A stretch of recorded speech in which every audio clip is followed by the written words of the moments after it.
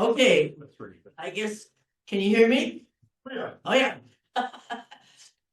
When the motor car came along, it probably caused more commotion in American life than almost anything had up to that time because of the great noise and how it affected everybody's life almost, because they would see these vehicles and some would say, oh, greatest invention since the wheel, and some would say, oh my gosh, what is this world coming to?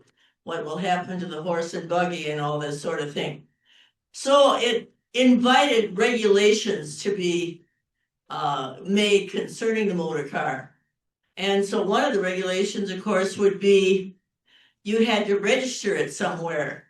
And so some municipalities took care of that, and then it got to be taken over by the state and all this sort of thing.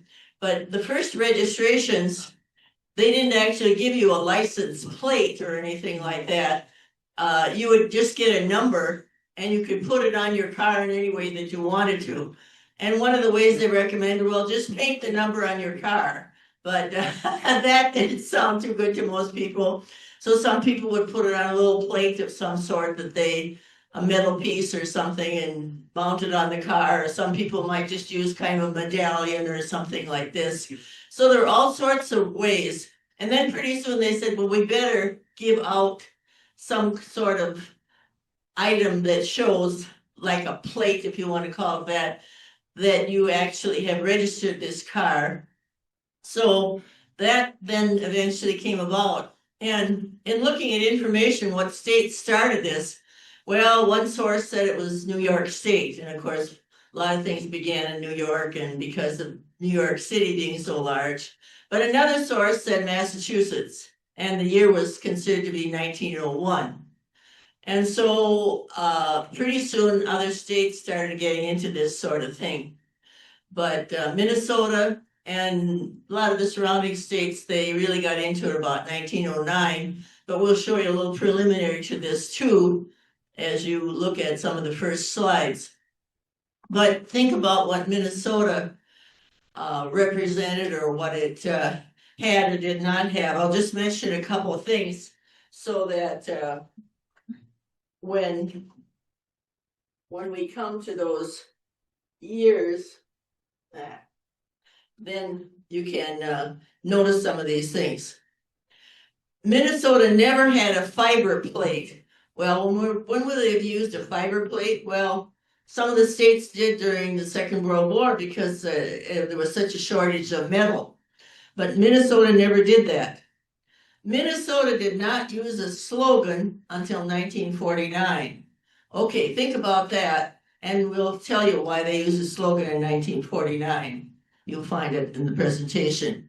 And by the way, if we have some things that we don't say real clearly on anything, we do have an issue of the magazine called Plates, about license plates, and we might be able to look it up for you.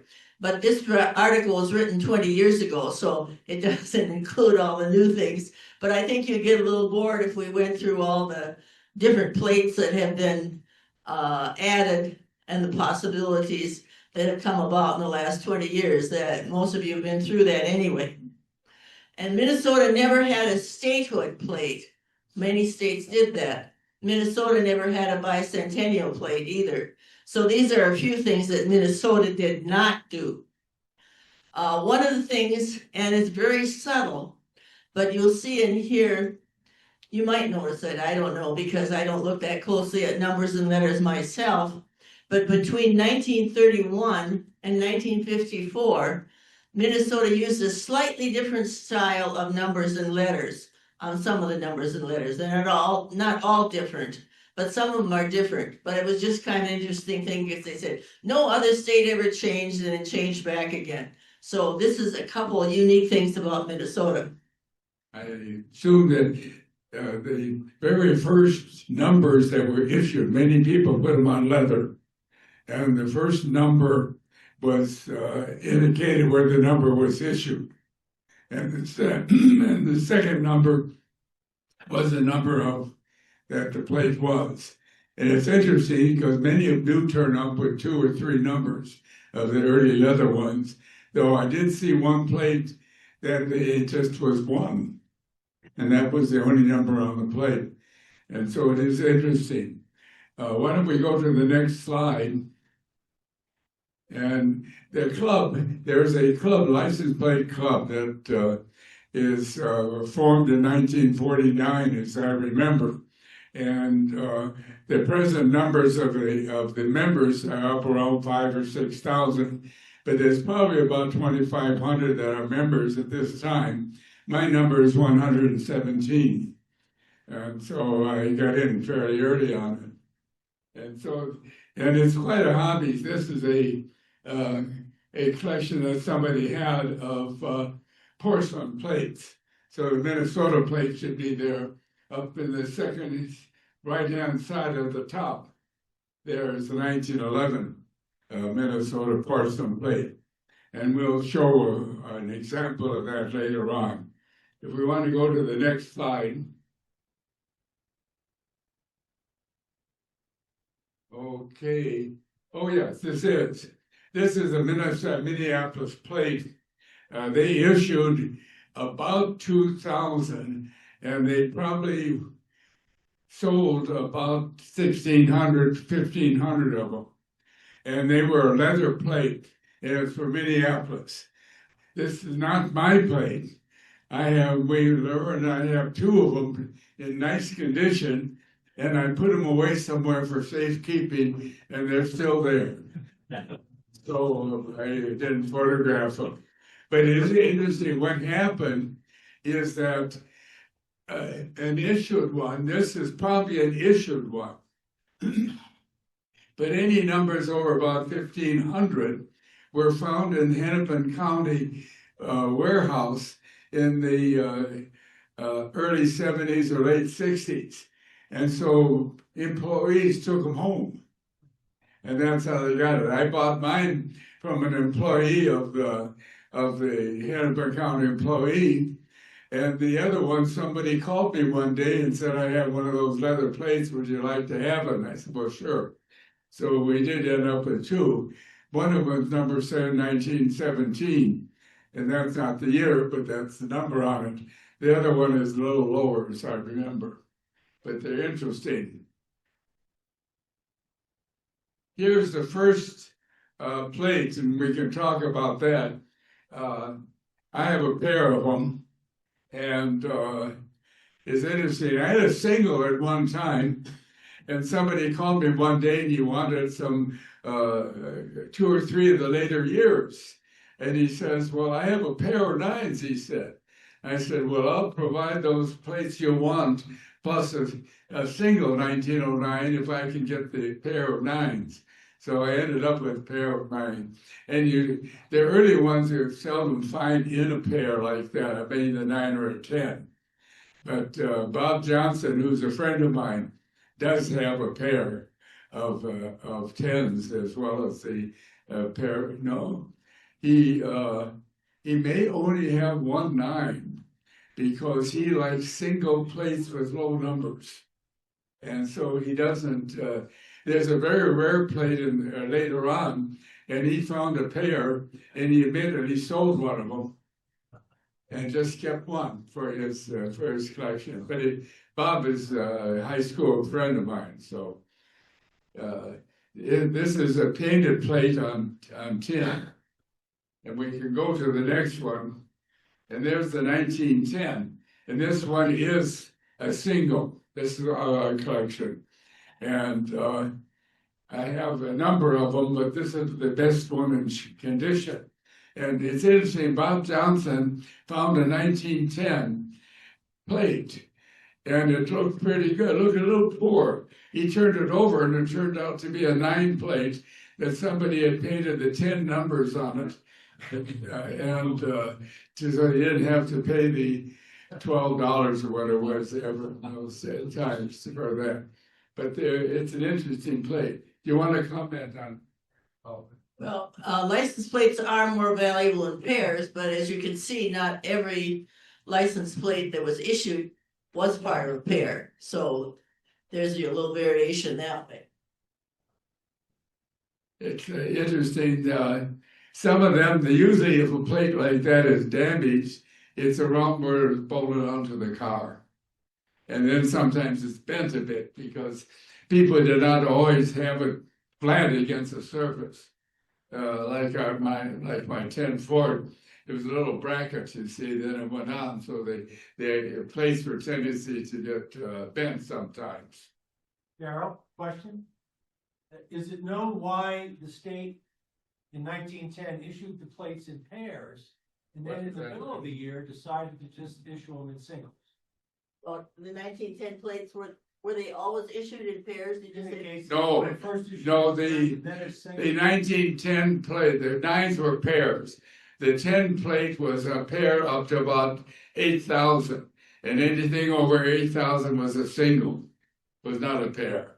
So this plate right here was not a part of a pair. It was a single plate issue, and I have seen pairs of these, but it's not common. We do have about 4 or 5 of these, but they're all different numbers, and none is a pair. So it's interesting. We want to go. Okay, here's a 1911 plate, and that's porcelain. And that was a plate. Excuse me. It was issued as a single, and it's a nice one. This one is a good condition. It is a little up where it was bolted or screwed onto a car. It's little ships. I do have a perfect one, but it was mounted up in our living room on a beam, and I just didn't get up to photograph that one. But they're interesting, and Bob Johnson has, I believe it's Bob or the other person that's quite a collector in Minnesota, has two of them one number apart. And so that's as close as you can get to a pair of the porcelain ones. Many states issued porcelain plates, but it was not a long-term type of thing. Oftentimes it was just for a year or so. So Minnesota was not the only one with a porcelain plate. But I do have several from other states. I got a Michigan plate from 1913. It was interesting. Back around 1956, I drove my Pontiac convertible to see the Ford Museum. And on the way, on the old highway, was a little town called Moscow, Michigan. And I stopped to get gasoline at a little station, and what was hanging on a post was a 1913 porcelain plate from Michigan, and I bought it, I think, for $5 or something at that time, and I still have it. It's not a common in existence plate, but it's a nice one. You want to? I think you can just go ahead on that. Okay, the 1912 through 14, that was the first of 3 triple year plates. And a new regulation provided for those. And so those were always issued in pairs. And this particular year segment is black on silver. And a few are also black on green instead. That on steel, though. Yeah. It's aluminum. Yeah. There's a pair of them on a table back here that someone brought. One of the steel ones and one of the aluminum ones. And I have several steel ones, and one of them is really bent up, and one is nice, and the other one is mounted on a piece of wood. And you used to find them that way. They were so thin that people put them on a piece of board in order to keep it in good condition, the steel one. And I'm not sure which order they came in, if the steel was low numbers and the other was higher. The steel ones do tend to be a lower number. And it tends to be, at least in later years, one year all came from one manufacturer. So it could be that they produced them on tin and they were so poor they went over to the aluminum plate. Yeah, question. Yeah, you go to the. Why all the holes in that one? Thank you. I never noticed it on that one. I have one without holes. I imagine somebody screwed it onto onto something, yes.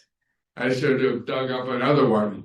I do have a number of these and the aluminum ones. I could have used the steel, but I didn't. This one just had a nice number, nice condition. I didn't even notice the holes. You just have to ask the original owner, and I don't think he's around anymore. Yeah. I have one of those plates and I went to the state to see if I could have my Maxwell licensed with that plate. It's a 1912. And they wouldn't do it because of the triple, the triple. they wouldn't, oh, They would okay. not do it. Otherwise, if it's a single year. that- Yeah, then they Yeah, seem that they But would they won't do the triple. the triple. That's interesting. Too Yeah. confusing. Do you want to go to the next slide? I was just gonna. Yeah, okay. Just gonna mention, because you might be thinking of this, in more recent years, the state reformatories have made license plates, and people always joked about that. But in the earlier years, and I don't know what the cutoff date might be, but earlier they were made by private companies, in case that thought has crossed your mind.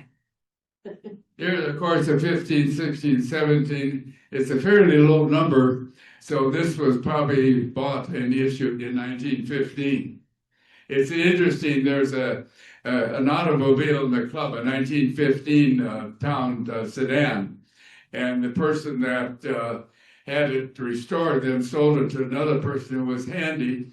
And that person took 2 sheets of aluminum and developed a homemade die and made a pair of 1915 plates on a 1915 series. And I never knew it. I saw those plates on the car and they were so perfect, I assumed they're original. But then I found out that he had made them. It was interesting. The next slide is, oh yeah, I just barely got that. You see the plate up above. The plate is a 1915 plate on a 14. And my friend Bob Johnson for years collected the information on who owned them. The state of Minnesota in the early years published a little booklet about the middle of the year. They listed all the plates numbers and who owned the car and what the car was, the make of car. And Bob has got a set of those for years up into the 20s when they quit doing them. Then he went down to the finance magazine for the copies for those years, and they published each month beyond that the new plates that were issued, and he copied that. And so if you have an early plate and it's a Minnesota plate on one of those, and call Eric Johnson, his son, he can tell you who had the plate originally. Harold? What car? Yes? We used to have a member in our club years ago, Herb Bergstrom. Probably familiar with him. He had a very What is large that? collection of licenses. Someone that was a member of the club a number of years ago. Right. And Bergstrom, did you say the name Herb was? Bergstrom. Are you familiar with him? No, I'm not. Okay. And another thing. There are several collectors in Minnesota that had extensive. Bob, I'll explain later what he does. But we can go on to the next one here. Gary had another question. Yeah, another. One thing I've heard modern days is sometimes the highway patrol looks for bugs on the rear plate. And that's an indication that the plates were stolen out of the car because you don't get bugs on your rear plate. Somebody stole the plate and they put the front on the rear, so they got bugs on the rear. Well, the front and the rear plate that's Oh, looking for, well, they, might be stolen or that sort of thing. yes, I'm not sure of the current law. You always used to have a pair, but people would often put them just on the back. And I don't know if it's taught. You often see today a fancy automobile and the plate's on the back only. And apparently they let you do it. But I believe the law says you both. Florida, there's only issues. Rear plate. Hmm? I couldn't. Yeah, I didn't hear that. Florida and Arizona only issue a rear plate. Oh, Arizona. Oh, that's interesting. I didn't know that. We go, here's the, a triple year plate. And, I have a number of them. That's the most common triple year plate around, is the 18, 19, and 20. And it's interesting, by that time there were quite a few cars. And it's a durable steel plate. And it just seemed to be around. I have a little pile of them. And so it's interesting. Also what is interesting is that a new law came in 1920 called the Babcock Law. And before that, if you bought a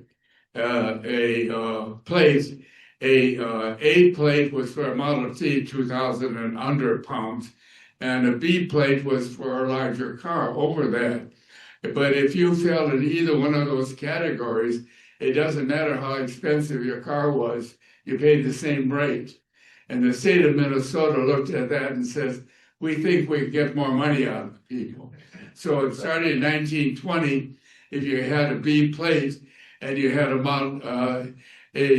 say a Star automobile with maybe over 2,000 pounds, you paid a certain rate and for the year of it, of the car, how old it was. If you had a big Packard and it was brand new, you paid more money. And so the state did it. It sounds familiar to what sometimes small towns want to figure out how to get more money out of a property. So we go to the next one. And okay, this is the 1920. What happened during 1920, they ran out of the other plates and they needed to issue plates for people that were buying a car in the wintertime. And so they issued about 3,000 of these. And we don't know if they all were sold. There's a number of them around, but they're very coveted. And the singles go for a fair amount of money. I have a pair of them, and I'm just fortunate to have a pair of them. It was at a swap meet years ago in St. Peter, at that swap meet, and I was walking down, and a friend of mine called me over. He says, Darel, I have something for you. And here he had a pair of 20s. And he sold them to me reasonable. He says, I want you to have them because you have an early place and like them. And all during the day that I was at the meet, other collectors came up and said, well, you want to sell those plates? And no, I didn't. And so Bob Johnson has had a pair. Somebody called him one time and says, I have some plates for sale, and he listed the dates, and he said, and a pair of 20s. And Bob says, you don't mean 18, 19, 20. No, the man says they're just 19, 20 on them. And so Bob went over and bought them and got a nice pair of 20s, and he sold one of them right away because he just wanted one. And I try to keep pairs if I have a pair. It's interesting. And so it's actually a little better shape than it shows there. It did not photograph real well. Okay, what do I talk about that at all? Okay, this was the first year with the weight idea. So anything under a certain weight was eligible to have the A plate, while anything above that weight, you had to have a B plate. And so the Model Ts, the most of them, you could always get by with an A plate. But when the Model A came along, that was just a little bit beyond the weight regulation. So you have to have a B plate. Now, if you have an A plate on your Model A, well, the authorities wouldn't know the difference, and a lot of other people wouldn't either. So it probably doesn't matter that much. But yet, to be correct, you should have a B plate. The only Model T, as coming from the factory, that it took a B plate was a 1927 four-door, and it weighed 2,010 pounds. And so they had to buy a B plate for them.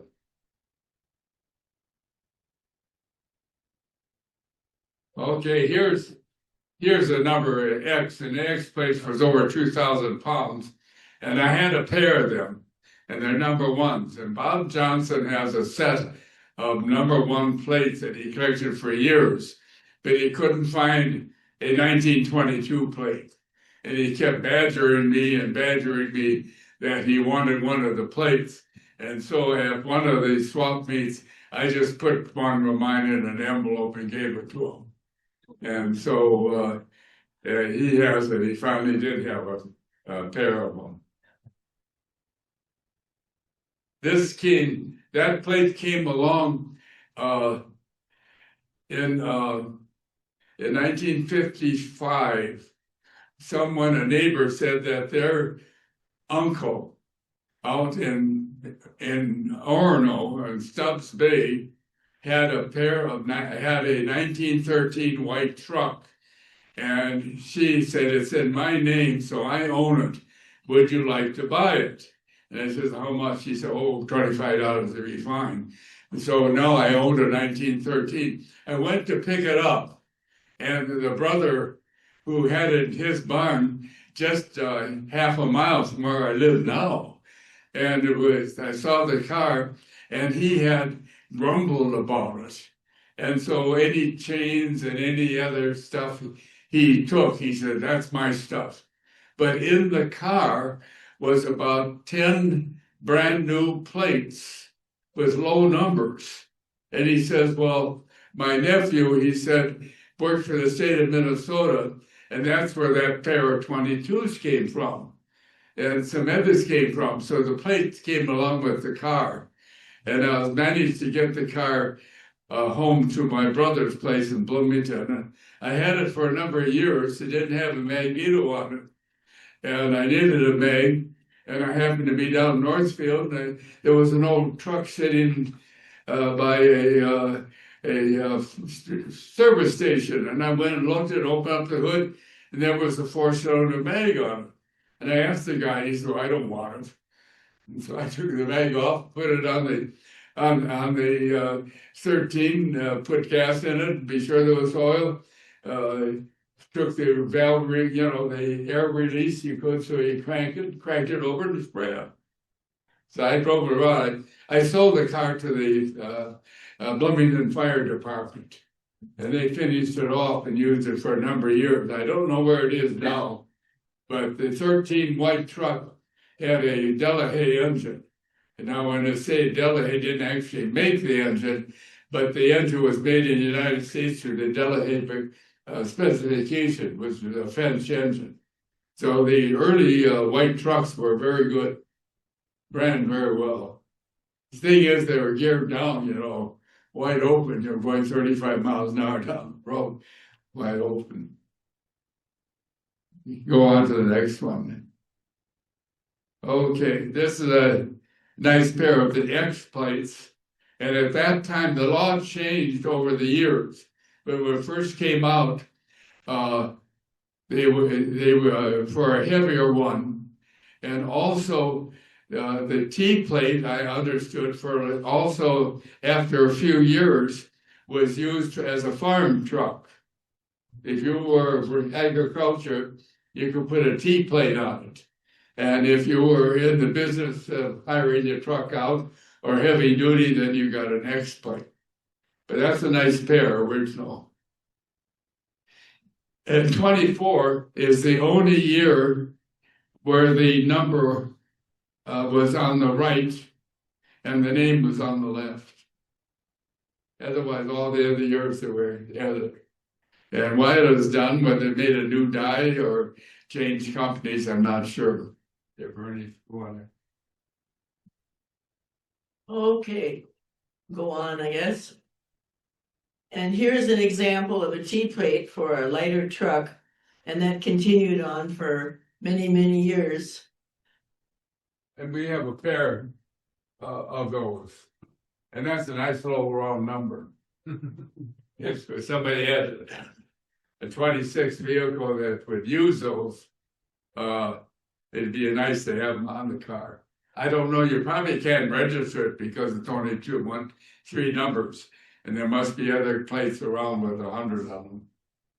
Yes, The thing is, for that, you're competing with plates that go on like a boat trailer or a utility trailer also, so they check it out to make sure that the number is not used. On yeah, well, my one of the Model A's, I have the yeah. correct year.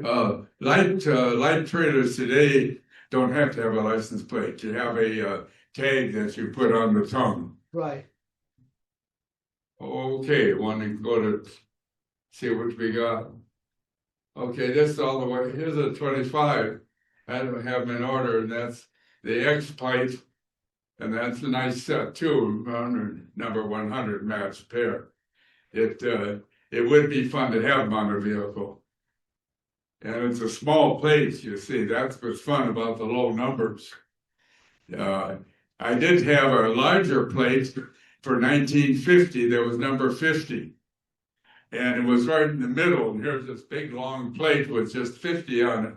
And again, Bob Johnson heard that I had it. He really wanted it. And he traded me a nice booklet for it, a rare booklet, really, so he could get a hold of that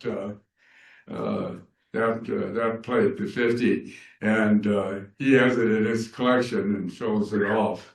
He likes that two-digit number for the year. You see, it's any plate that you find that the number is the same as the year are quite collectible, because there'd be only one pair in any one year, you see, that would match that, and so. Darel, Minnesota ever issue soybean plates? What, a soybean plate Yeah. made from soybean material? Well, the Minnesota never did that. That's a fiber plate. Some other states did, yes. Sure, I heard about soybean plates, farmer. Yeah, you call them fibers, because when they say soybean, it's actually not the oil, soybean oil, but the what's left. They make it, and it's like well, that's a building material. I'm trying to think of the name of it, and it's like that. The story I heard is. I've had one or two of those. The farmer would park his car in the barn and the animals would be eating the plate. The animals are eating on the plate because it's soybean material? I don't know. Not in Yeah, Minnesota. not Minnesota. Also, I remember as a kid out on the farm, my grandfather's farm, we were tacking in old license plates to fill up the holes so we could haul flax in wooden trailers, plug up the holes in that, believe. You also find the aluminum one you could cut, and I might have a couple.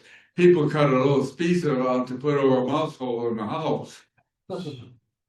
And so they did. A lot of the plates got used up. The aluminum ones got used up that way. They used them past aluminum. Okay, this is not. I do have a couple single 31s. This is not from my collection because when I was photographing, I forgot to photograph the 131. I promised a pair of 31s to Roger Anderson, and I haven't found. I went through every box. I found pairs of all sorts of years, but I could not find a pair of 31s. If I ever do, they're his, but I haven't found them. I sold a pair here. Vince wanted, was it you that wanted a pair of 31s for your? Or no, it was. No, it was for the pickup truck. It was. Yeah, it was the pickup. It was the Lake. Is that it? Yeah. Yeah, it was the Lake. Jim Lake. And Yeah. it was a fairly good pair, but it needed repair, repainted. And he found a perfect pair online and bought them. And so I had it right here at a meet. And so I offered the pair quite reasonable. And the first one in line got them. And so that's gone. But I hope to find a pair. And I did have a pair of tees for 31. And I had one of them on the truck for quite a while, and I took it off and haven't found it yet. If I ever do, it'll go for the buyer of my 31 truck. It was a real nice pair, and it was a nice number. There, this is an 8-plate 649. I had that on my Roadster for many years on the front, and it said 831. You know, people wouldn't know; they would think it was a special plate just for a 31 car. But it's actually it came off a Model T. But it's a nice low number, 3-digit number. And Model T's at 31, you see, it was only 4 years since they quit making them, 27th for the last.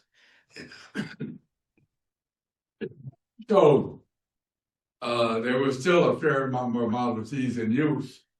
And as they say, they all took an 8-plate. Darel, Yeah. on that smaller plate, it's a 3-digit there. If they got up to 1,000, did they use a bigger plate or Yeah. different? What is that? When you get up to 1,000, there's a larger plate. It would be a larger plate, yes. That's why that 50 I had was a rare thing. They have the 50 right in the middle of a larger plate. Normally, that would be a small plate like this. But I think by that time, the state of Minnesota, well, wait till you see the pair of 49s they got. So it must be 50. They just decided to put all the numbers on the same size plate. We have not come to the era of the uniform size plate yet, so watch for that. Yeah. Okay. There's maroon on gold. The 35 was also maroon on gold, or gold on maroon. And there were some later ones. But 32 was a nice. And somewhere I have a real nice pair of 32's low number. But as I say, if you saw my way of saving things, it's some here and some there and some anywhere. And so as a result, I didn't find all of the ones that I wanted to photograph. The next one. Darel, Good. you should make it a club project to go through your plates and organize them. Yes. Got a year? Well, I could have a club party and I'll bring these 6 or 7 boxes, apple boxes of plates out, and we could sort them by year, you know, and see. I do have some rare ones. I have a very early Washington, D.C. plate, and apparently I've been told that they're very scarce. And so I do have, because I had my uncle who worked for the State Department, and he found one for me, and an early one. Some plates are very scarce. Early Alaska is very scarce. Darrell, when I was in the Navy in Spain, I saw a car go by. It had Antarctica. Antarctica plate. Oh my God, an Antarctica plate? And well, Well, I don't think there's, I can't really envision driving a car around Antarctica. what And I don't think there would be any place to stop you if you didn't have a plate on. What he That's said, interesting. what he said about it was that there were no privately owned vehicles in Antarctica, but they made these places a souvenir for the people that have stayed Oh. down there. Okay. So It's a that's a very souvenir. rare thing. Yeah. In Okay, Antarctica. that's it. Yeah. Okay. Oh, that got left on. We tried to take that off. Add a bold statement for a key point Yeah, of I your tried to take presentation. it off. There are, but it's interesting, I'm doing this PowerPoint.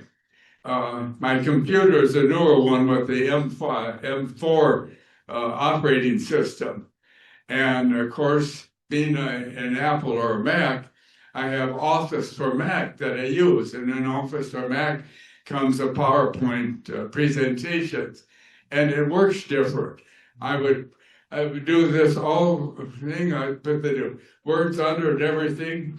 I'd go through and I'd go back to that slide, and all the wording would be gone. Then I'd have to monkey around and get the wording back, put it all together, save it, open it up the next time. 4 of them would have no writing. And so I think I finally figured out how to save it. And but it's certainly odd that I don't think Apple likes anything Microsoft does. And so that was it. But I like PowerPoint, it's fun. And that's the last year of the narrow plate. And so it's a B plate.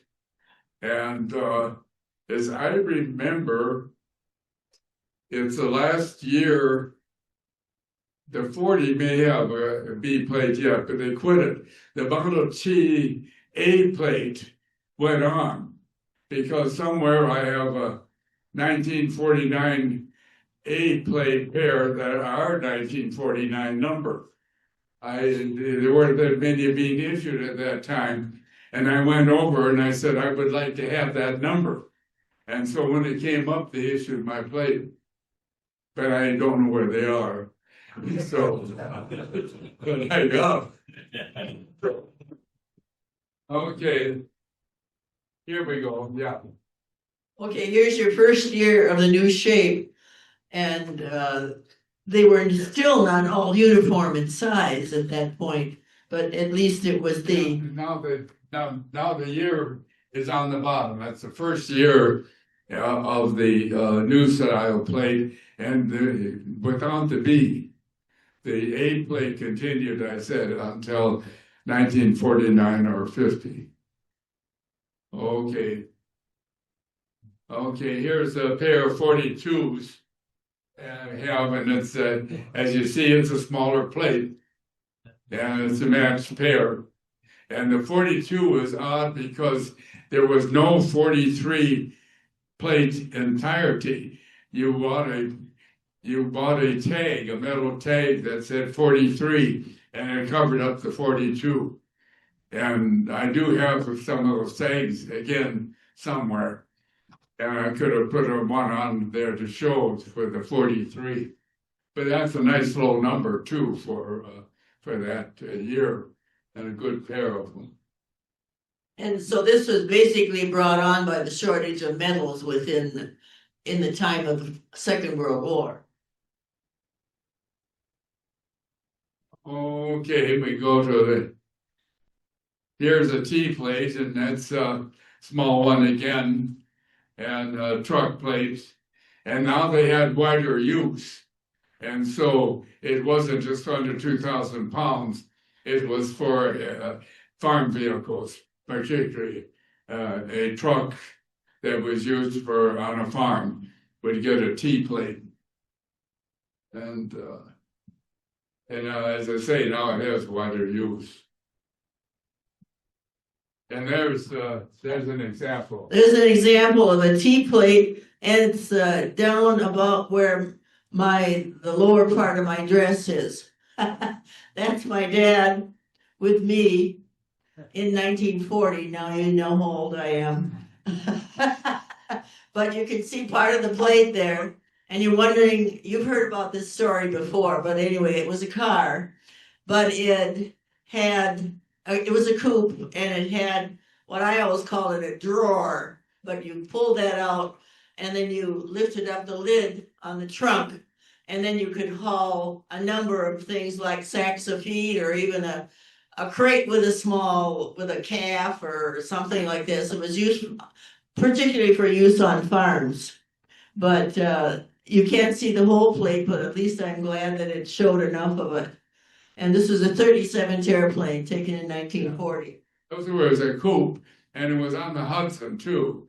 And so Hudsons show up occasionally, coupes of that year 40, 30, that's what, a 30, 37 airplane. 37. I think the 38 then was called a Hudson airplane, or just a Hudson. And but it was on the coupe. It's interesting, I had a 36 airplane pickup.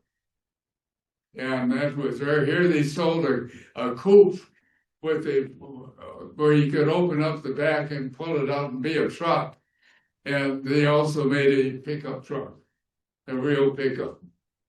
And so it's an interesting thing. What it was when he bought that, her dad bought that new, and when he went to register it, the register said, "Oh, we know this kind. You got to get a truck." And then he would be stopped occasionally by a policeman, and they'd say, "Why do you have a truck plate on there?" And he'd go around and open up the back and show them. And say, "This is what these cars have." After people got to know it, the officers knew that a coupe like that could be that, and they wouldn't bother you if they had a T plate. Okay. Oh, there's a airplane. Cool. You see him? Yeah, Yeah, it's a real rare truck, I guess. a nice one. Nice superstore. Yeah. Not a very common vehicle. I did own. We did own a terraplane coupe, but it did not have that pull-up. And I never did use it, but I bought it because of the fact that it resembled her father's vehicle. Yeah. It was like that. And it's interesting, many of the terraplanes in that did not have a bumper. This car has bumpers. But the models, some of the models were called a sports vehicle and didn't have bumpers. And people had to put them on. In Minnesota, they required bumpers at that time. But the car originally, that coupe I had, I think the bumpers, you could see the bumpers are added. It had been a sport model. So, if somebody wants an operating manual for one of those cars, I do have one. Don't have the car, but we got the operating manual. Okay, here's a low number. Here's the 48 again. And I used that real early. That's a nice plate, a beautiful shape, and so it's interesting. Low numbers, people like that's a 4 number, but numbers like that are that would be beautiful if the number was 1948. You could really get somebody who really would like that. Okay, here's a centennial plate. Bernie can talk about that. Okay, there's your answer to when they first used a slogan of some sort on a Minnesota plate. And it was at the territorial centennial time. And as we mentioned, they did not have a statehood centennial, but they had that one. And so this is the car plate. And there was also the truck plate, which had the red letters, I believe. Yeah, and that's a nice low number too. I didn't know I had them when I went through some boxes in order to find plates that said photographs of. Here pops up that pair, and I thought, oh, gee, that's kind of nice. And you'll see the next slide. There's your truck plate with the same year centennial, and that is very scarce. The one I have, I've never seen another one, but I'm sure other collectors have them. But in collecting plates and seeing plates for sale, I've never seen a centennial truck plate. What's the for some X? reason? What's the X on the 49? The X, it's red. Well, the X was also a truck plate, and they had a different use. And the law keep changing. But I think the truck X plate was for a commercial vehicle, and the T plate was for a farm vehicle. That's nice. Okay. They often refer to this as the waffle aluminum plate. There were other aluminum plates, but this was the only one that had that texture. Yeah, the waffle. And the waffle actually made the plate a little stronger. You see, the early aluminum plates were bent and had problems, but the waffle made the plate a little stiffer. And that's the last year, then 54, of the all number.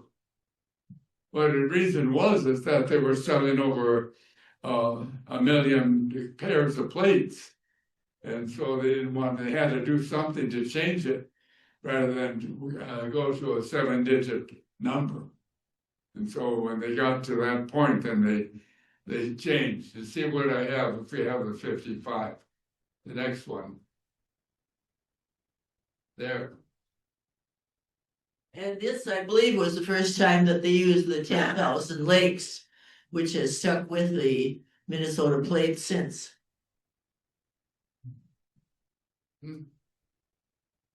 Okay, we go to the next one.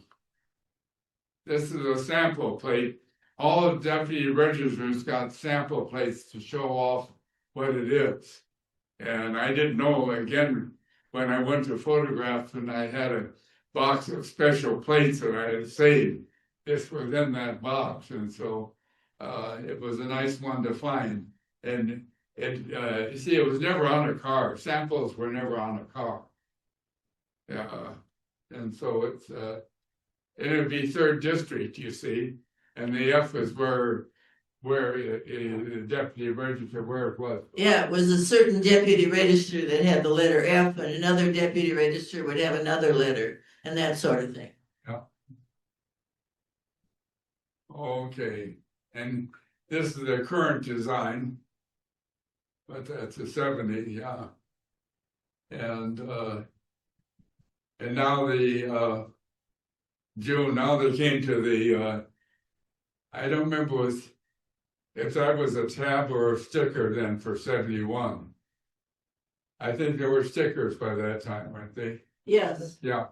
So then you bought a sticker, and the plate then lasted for a number of years. I think though they went just to 73 on this one. I'm not sure. Here. Yeah, I believe the tabs were used into the 50s, and then a little bit later they went into the stickers instead and simplified it. And 3M always had quite a bit to do with the refractorized plates. So as they came about, this was the influence of Minnesota mining on the manufacture of plates here in Minnesota. Okay, you can go on to the next. This is a little bit unusual. You don't find a lot of duplicate plates in it. And as you were driving down the road in different years in the past, I don't know if I've ever seen a duplicate plate on a car, but they did exist, and they probably still do exist. Yeah, and this one looks like it never was used. You know, there's no nothing around the holes up there. It could have been, but they're probably used for a very short time then. But it's and those would be too unusual. They're generally lower numbers because they were further them done. And I think Bob has a 2-digit or 3-digit duplicate. Darel, Yeah. there's a slot on the upper right for the metal tab. Oh, there's a swap up there. There's a place for the metal tabs. Yeah. Oh, They yeah, were still using them at that time. Yeah. yeah, that's interesting. Mm-hmm. It hadn't changed over to the stickers yet until into the 70s, I believe. Go to see what we have. Okay. Here we have a couple of unusual plates to a lot of people that are just driving cars, but motorcycle plates are fairly common. I did get around to it. I have some singles from the 40s, and I should have photographed that. But when I was photographing the plates, we came across this pair, and I thought, well, that'll do it. But not a pair, but just 2 of them. And they're 2 different years, you know, the colors are different. Here, Bernie. Okay.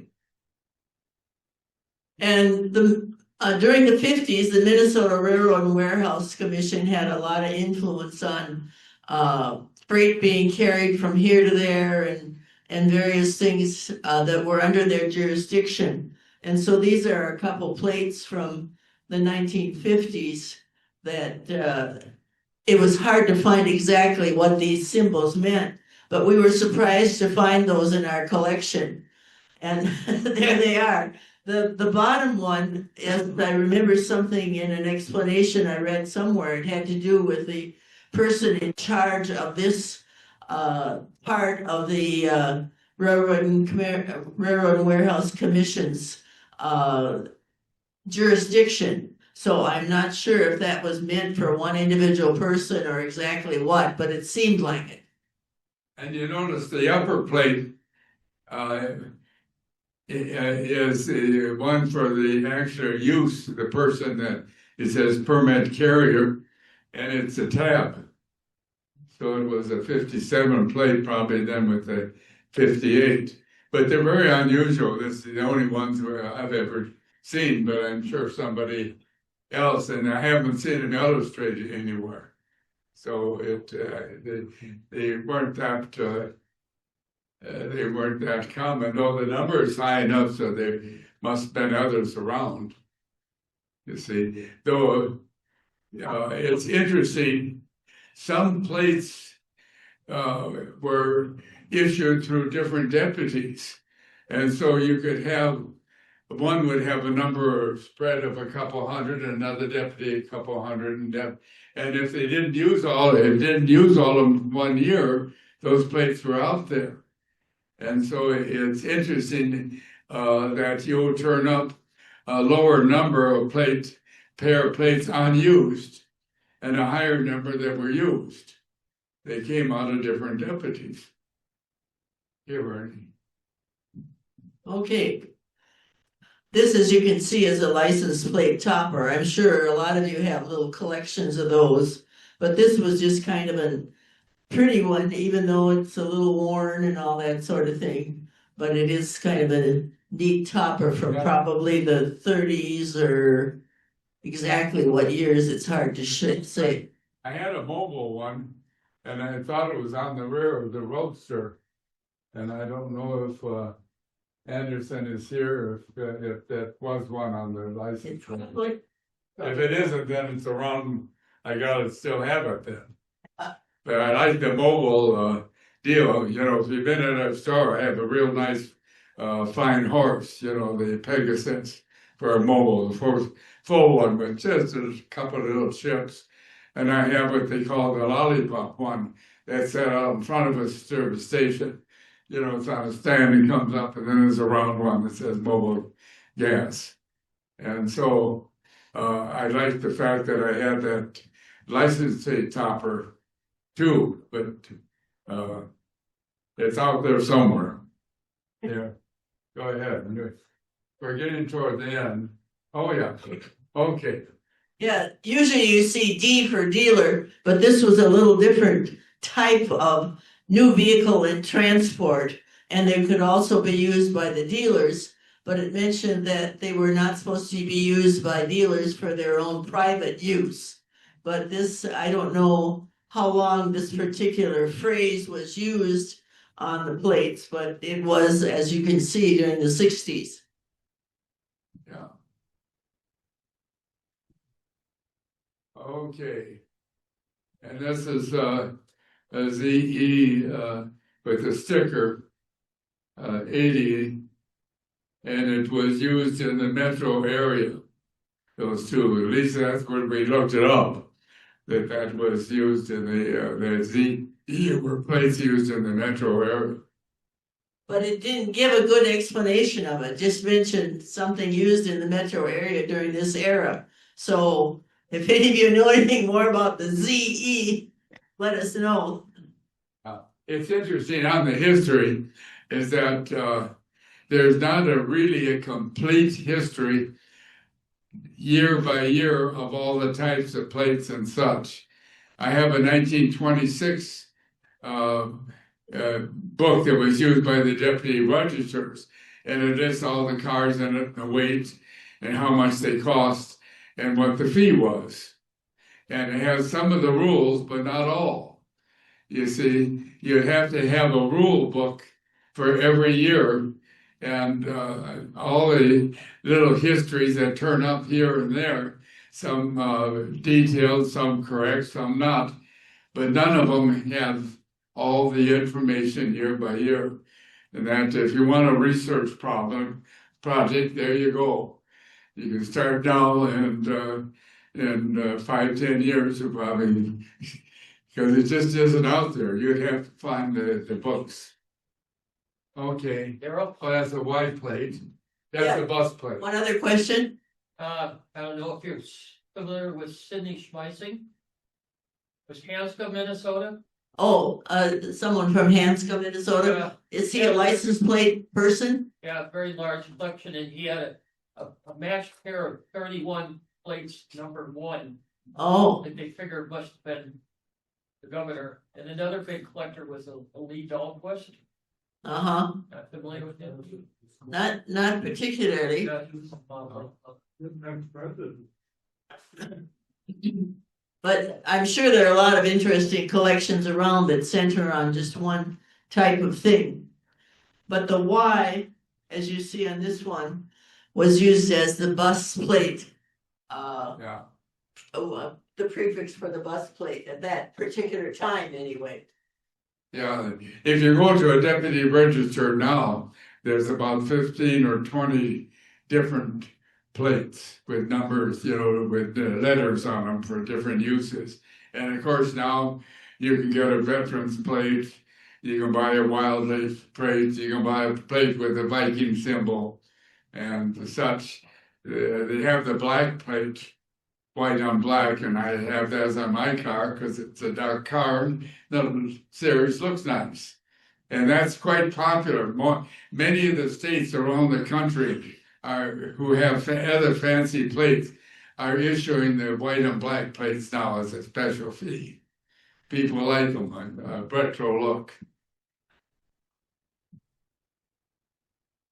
The CC, as nearly as we could find out, it symbolized career consuls, and it had something to do with people that worked for the diplomatic corps, as nearly as we could find out. And some of these little tidbits that you find online, it doesn't explain them very well. So if anybody finds out something in addition to that or instead of that, let us know, because some of these things are just obscure enough that you can't really tell. But these are just things we were going through the plates that we had, and we thought, where did this come from? What is this?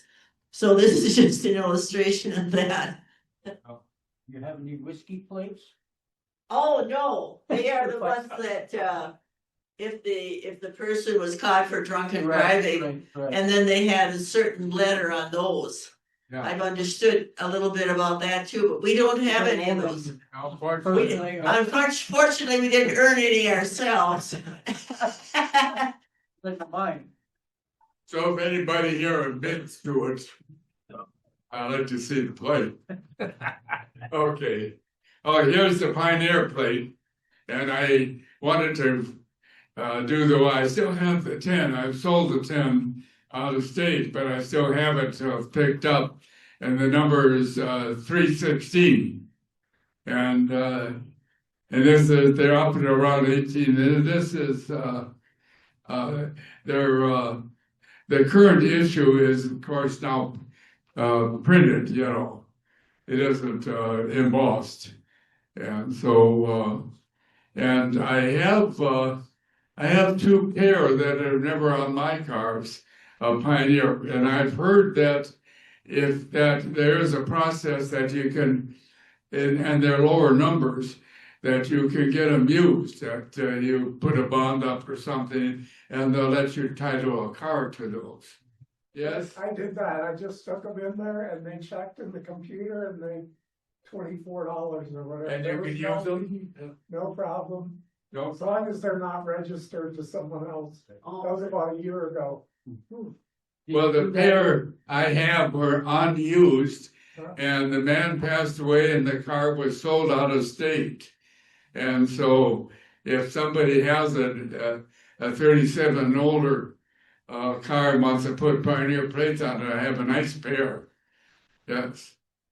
Gary Hoonsby, I don't know or you probably know him. I asked to use the bathroom, and it was downstairs, and I was walking down the stairs, and there was a Pioneer plate, #1, Oh, packed #1. in on the step. But I actually walked by that, because also in his house, he has a big organ, and he's got his whole house wired yeah. for that, remember? Yeah. Yeah. Mhm. Where do you see it on the? Gary Hoonsbitz. Or Gary Hogan. The #1 plate was issued to a state senator. And the state senator who passed the bill in the state to create the Pioneer plate was issued #1. And if Gary had it, then that means the car was sold or stolen and out of state or something. He got it. They were in a pair. So that's interesting. Yeah, I only saw the one on the. Yeah. I've a friend of mine had a 1917 T that he bought back in the 70s, and it was number 17 on the 17. And he sold the car. I don't know where it is. So, and also when the cars, Pioneer plate got up to 1901, 2, 3, 4, 5, up through that series. Club members that owned a car of a certain year, they could go over and prepay, and they would wait and issue that plate when that number came up. So there were some of the cars around Pioneer plates around on the cars that the plate matches the year, but that's a rarity. The thing is that those are issued back in the 60s. That's it, that number, and most of those people have passed away or sold their cars, and they went out of state, and so there aren't very many. And also the clubs. You go to the Antique Auto Club, and what are they? The 70s and 60s and 70s, 55, 60s automobile. The horse's carriage has you can own a later car. But if it's to be in a certain grades, it's got to be made in 1915 or older to be a member on the horse's carriage. You can be a member anywhere without a car, but to participate in certain national tours, it has to be. It could be a 16 model, but it was built in 15. They allow it, but that's the horse's carriage stuff. Yeah, That's about it. You got a question? There are all two things. When I first purchased my Model A pickup in 1970, bought regular plates, I had to have a gross weight quarter ton on the side of the truck. You had to put gross weight on. And also, I bought my first Pioneer, I still have it. 1972, I bought my first Pioneer plate, $5. And spent $5 for over 50 years now, so. Interesting. Yeah. I've got a 1905 Ford. I bought it without a license plate on it. I would like to make it, were the 05s, were they leather? There wasn't any. In 1905, the plates the number was issued. And so if you wanted one with 05, you should have the county where it came from, and so it'd be like 205. Well, I don't want that, but I would like to drive it. Does that mean that I have to put a Pioneer plate? You'd have to put a regular. You'd have to either put a regular plate or a Pioneer plate on. I could make a leather one and stand. Is that a Model F? The Model F, or yeah, Model F. Model F was the last. That's last of the 2 cylinders. Fords. It's 2. Yeah, that's the last of the 2. Yeah, and there are only like 24 of them in the world, so there aren't many. Yeah, 5. Yeah, I see. The Ford was the 2-cylinder, and then in 4 they called it a C, and then 4 or 5 was the B plate. B 4-cylinder. Very few of those around. K car is the real prize car. But the F was the last of. Well, it's rare. Anyway, to sum it all up, if you think of the vanity plates that came along in the 1990s and all variations that you could get on such and such a veteran or such and such a college or whatever, there has been a tremendous amount of things that have happened in Minnesota license plate history. And you could go on and on and on if you really wanted to, but I think you're anxious for us to stop right now. Go to the next one, let's see, if that makes Oh. you the, Oh, here, yeah. one more. Oh, yeah, the region, the Minnesota region of the Antique Auto Club was the Minnesota, Iowa region at one time. Because the National Club says, well, Minnesota doesn't have that many old cars. So we want you be part of the Iowa Club. And so the club then issued some plates like that you could put on your car in addition to your regular plate. And then we thank you for the. That's it. Dashing young couple in the picture. Yeah. Thank you, Darel Laverna. If you guys didn't learn something tonight, you must have been sleeping. Remember, you can catch this presentation on YouTube. Just Twin City Model 8 Ford Club and watch it again and share with your friends. Thank you, Darel. As always, you guys always put together a good one. Let's take a 15-minute break. We'll get back. And I need you guys to lift me up. On the way. I'll spend the rest of the night here.